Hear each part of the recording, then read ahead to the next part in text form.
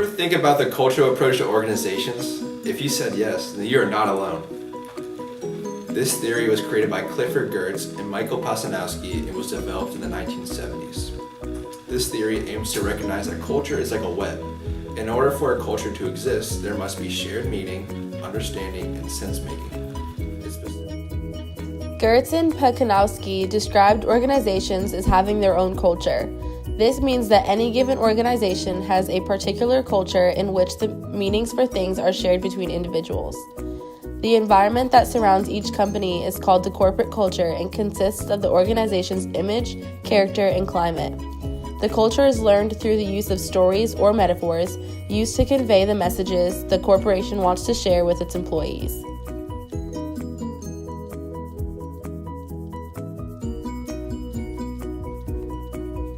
What is culture exactly? Culture is the characteristics and knowledge of a particular group of people, encompassing language, religion, cuisine, social habits, music, and arts.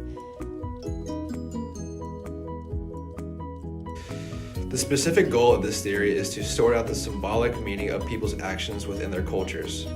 Geertz said this is to discover who people think they are, what they think they are doing, and what to end they think they are doing it.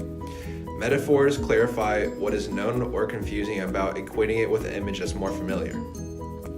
Metaphors can offer the ethnographer, which is a person that finds the culture of an organization, a starting place for accessing the shared meaning of a corporate culture.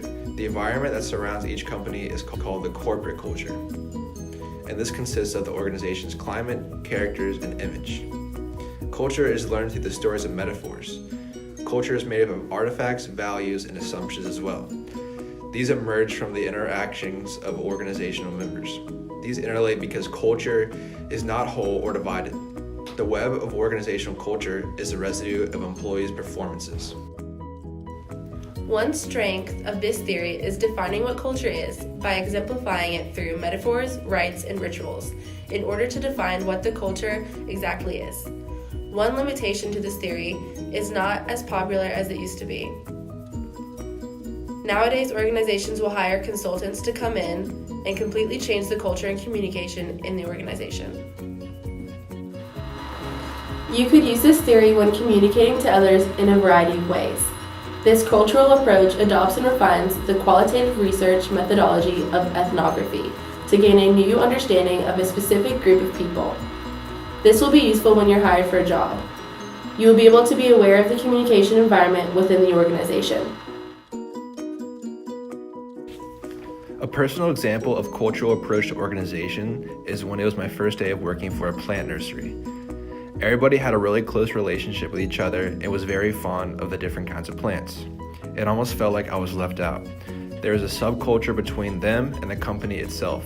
It took me a while to finally be incorporated with the social aspect of the job. Another example of this is within friend groups. Have you ever gone to hang out with a friend and ended up with a friend group of theirs that you've never met before? This has happened to me plenty of times. You may not know the culture of their friend group and may even feel left out. They may have inside jokes and rituals that you know nothing about. You may feel like an outsider unless they try to include you in their rituals and fill you in on their inside jokes.